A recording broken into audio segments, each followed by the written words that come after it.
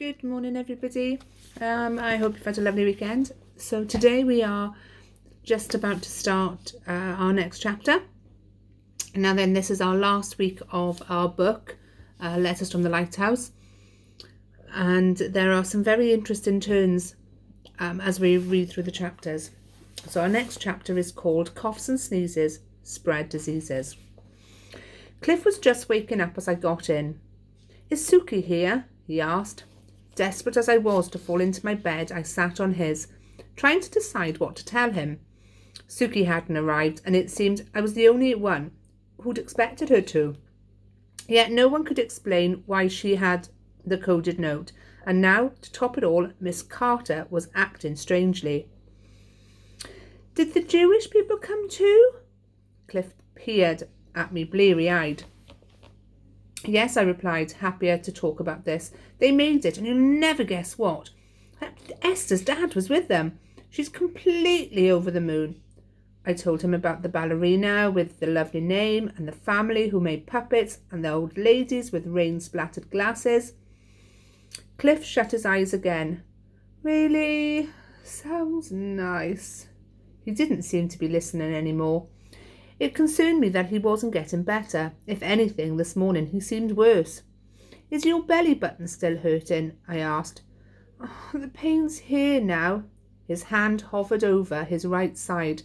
Suddenly, he tried to sit up. "Quick, I'm going to be sick." I found our chamber pot just in time. Poor Pixie didn't like the retching sounds and hid under the bed. "You need to see a doctor," I told him when he'd finished. "As soon as Ephraim gets home, we're taking you, and that's an order." Luckily, Ephraim was back within half an hour. After wrapping Cliff in a blanket, we realised he was too ill to even stand. "Right," Ephraim embraced himself, "let's get him down." I watched in horror as he heaved Cliff onto his shoulders. It was exactly how we'd carried Pixie down the ladder. I didn't think I could bear to watch. Shouldn't we get the doctor to come here?" I asked anxiously. But Ephraim already had one foot on the ladder. Pixie, cross at being left behind, whined and scratched at the front door. What with that and Cliff's groaning, I was very glad when we made it safely to the ground. "Try not to cry," I told Cliff, giving him a quick hug. "You'll soon be better." He really didn't look good, though. Between us, Ephraim and me carried him out to the harbour and up the hill. Cliff wasn't exactly heavy, but we were trying to hurry and at the same time not hurt him, so it was arm-achingly awkward. What a lovely phrase. At last we turned towards the church. The house just before it, red brick, severe looking, was Dr. Morrison's. His housekeeper showed us into a stuffy room that smelled of cigars. Very gently we lowered Cliff onto a chair. The pain nearly made him pass out. When the doctor joined us, he was still chewing what I guess was a mouthful of his breakfast. He looked in a hurry to get back to it too. One by one I reeled off Cliff's symptoms. It was quite a list. In normal circumstances, my brother wouldn't have been rather impressed. "Oh, there's a nasty stomach upset doing the rounds," Dr. Morrison told us. "I suggest you take him home and put him to bed." I stared at him in surprise. "Aren't you going to examine him?" "Examine him?" the doctor said tetchily. "My dear, I can spot a stomach upset at 50 paces." Out in the street, I couldn't contain my anger. A stomach bug! What twaddle! I bet he doesn't treat his local patients like this. Cliff was getting worse before our eyes. Even breathing seemed to hurt him now. "What the heck shall we do?" I was beginning to despair. "There's a woman in the next village who uses herbs," Ephraim offered. "Herbs? Blimey, it was just a suggestion," Ephraim muttered, reading my expression. "What about Dr. Rith?" I said suddenly. "Queenie's where we find him." And that was just a few doors down the street. Dr. Rith was in Queenie's kitchen, discussing with Esther how best to wind up the stop clock. One look at Cliff and the doctor got to his feet. "I'll wash my hands," he said, while Dr. Rith prodded Cliff and listened to what Ephraim told him, I slipped into a seat opposite Esther. She didn't speak or smile or do anything pally. But things did feel different between us, like we'd accepted each other's right to exist. This young man needs an operation urgently, Dr. Rith said, once he'd finished his examination. He had the same slightly husky accent as Esther. His appendix is about to rupture, and if that happens, he made a horrible exploding gesture with his hands. Oh, I wish Mum was here. Where's the nearest hospital? Dr. Rith asked. Plymouth, said Ephraim, about 20 miles away. We must get him there as quickly as we can. Mrs. Henderson, it turned out, knew a goat farmer with a van. In next to no time, a tall, robust man called Mr. Fairweather arrived and in one swoop hoisted Cliff out of his chair. Oh, you weigh no more than my best Anglo-Nubian. You don't, he said cheerfully. He'd put fresh straw down in the back of his van and cleaned a bucket. In case your guts don't hold, lad, Mr. Fairweather told Cliff. His kindness made me want to weep. As I went to climb into the van beside Cliff, Ephraim stopped me. He'll need an adult with him at the hospital. I'll go. I can't leave him, I protested. You've done your bit, Olive. Now let the doctors do theirs. Frustrated, I felt myself welling up. He's my brother. He needs me. He'll be frightened on his own, though he probably wouldn't want Ephraim looking after him. Hurry up, you two, Mr. Fairweather called from the driver's seat. Take care of Pixie for me. Ephraim got into the van before I could argue any more. I'll let Queenie know any news. Try not to worry.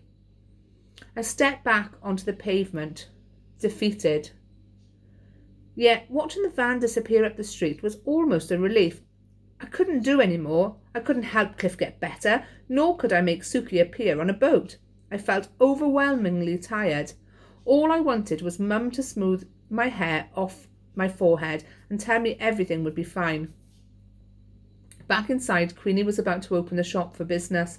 I'd expected her to be dead, on her feet like me, but she was humming a tune under her breath, and her eyes were twinkling, almost smiling. I need to send an urgent telegram to London, please, I said, trying hard not to stare.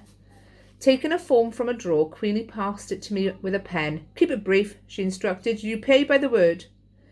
In the messages go here box, I wrote, Cliff in hospital, stop. Appendix trouble, stop. Please come at once, stop. Olive. And there's the picture of the telegram here. You'll see it on the Kahoot quiz. Mum arrived from Paddington on the 4:30 p.m. express. I went to the station to meet her, taking Pixie, who needed the walk. Throwing my arms around Mum's neck, I breathed in her familiar lily-of-the-valley smell and felt relieved. Gosh, what a welcome! Mum stepped back anxiously. Is there any more news? I telephoned the hospital before I left and Cliff was just going to theatre. He's fine, I reassured her. Ephraim just called to say he's in recovery. He's allowed one visitor tomorrow. We both knew that visitor would be Mum. It was a shock to see how thin she'd got since we'd said our goodbyes just over 2 weeks ago. She'd put on her makeup more heavily than usual. It didn't suit her. I wondered if I'd done the right thing, bringing her all this way when she still wasn't well, but it was too late to worry about that. This is Pixie, I explained, trying to cheer her up. The little dog did her best, the dear thing, squirming in delight and rolling over for a tummy tickle. Mum smiled. Oh, she's adorable. Oh, Cliff loves her. He'd be wanting his own dog when we get home. Oh, we'll see. Straightening up from stroking Pixie, Mum narrowed her eyes at me. You're not sleeping, are you? You look tired. So do you, Mum, I replied. Slipping my arm through hers, I took her to Queenie's, which was closest, and told her all about Dr. Rith as we walked. At Queenie's, Mum insisted on shaking Dr. Rith by the hand. I cannot thank you enough for what you did for my boy, she gushed. Olive tells me you saved his life. Kindness repays kindness, he replied, and he gave her a very sincere handshake in return, holding her hand in both of his, which made Mum go rather red-faced for some reason. As I organised some tea, the kitchen became busy. Mr. Geffin, the violinist, joined us at the table. Then Mrs. Zingari, the ballerina, who insisted on pouring our tea and handing around the biscuits. Anna and Rosa Schunemann told Mum in faltering English that they'd made up a play with puppets about their journey and would she like to watch. Mum looked genuinely delighted, and it was lovely, if a little unexpected, to have such a warm welcome. A quick, cheery knock at the back door, announced Miss Carter's arrival. "Hello, is Queenie here? I'm just, oh..." The sight of Mum made her visibly jump. "We meet at last," Mum said coolly, putting down her teacup. "You're here?" Miss Carter gasped. "How?" "By the Paddington train." Miss Carter seemed a bit thrown. So was I by her reaction. It was certainly odd. "It's a great honour, Miss Carter said hurriedly. "You look just like your photograph." My confusion grew as she came into the kitchen and, wiping her palm on her slacks, went to shake Mum's hand. Mum didn't take it. "Oh." Miss Carter withdrew her hand. It was horribly awkward. I liked Miss Carter, who'd always been nice to me, and couldn't understand why Mum was being so rude. I wasn't the only one who'd noticed either. Dr. Rith, getting up from the table, gestured to the other refugees that it was time to leave the room. As the door closed behind them, the kitchen became ominously quiet. "Do you two know each other?" I asked. Yes," they both said at exactly the same time. I glanced at Mum, who seemed suddenly fierce. In contrast, Miss Carter looked terrified. Something was definitely going on between them. The only connection I could think of was Suki. Now I was nervous. "How do you know each other exactly?" "Through work," Miss Carter said, "though we haven't met in person until now. It's rather sensitive, the work we do, so the fewer the better." I didn't understand what she was saying. Mum worked in the print works in Whitechapel. She'd done so for ages. "But Miss Carter helps rescue refugees," I pointed out to Mum.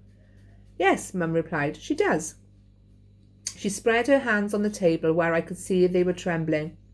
"Miss Carter," she said, "why don't you pull up a chair?" Reluctantly, Miss Carter sat across the table from Mum. She fiddled with an empty teacup, unable to look either of us in the eye. It came to me again in a rush. Miss Carter was the man my sister met, wasn't she? "You gave Suki the note that night, didn't you?" I said outright. For a moment I thought Miss Carter was going to deny it. Then her face crumpled and she burst into tears. "I made a terrible error. It was too dark that night, too wet. I read the code wrong and told everyone here the wrong date, didn't I?" she sobbed, taking off her glasses. "This stupid mess is all my fault." In that moment I didn't know whether to hug her or hate her. Because of her mistake, my sister was missing, but I sensed there was more. "Who's this Mrs. Arby you all keep talking about?" I demanded. "Were you supposed to give her the note?" Mum blinked. "Mrs. Arby?" She said it differently to the others, not Arby, with the stress at the start of the name, but R.B., like initials. I stared at her. R.B. It was obvious. Suki, dressed in Mum's coat, with her hair styled glamorously, looked older, old enough to pass for Mrs. Rachel Bradshaw. In the chaos of the air raid, it had been an easy mistake to make, getting a person's identity wrong, which meant the mysterious Mrs. Arby, the London contact who everyone trusted, who'd done jobs like this before, was Rachel Bradshaw, my mum. How exciting. So the person that Suki was pretending to be was her mum all along. I wonder what else we'll find out about this connection and how Suki is involved and what Suki has done and where she might even be. Is she still alive? Who knows? But I'm hoping we'll find out as the chapters go on.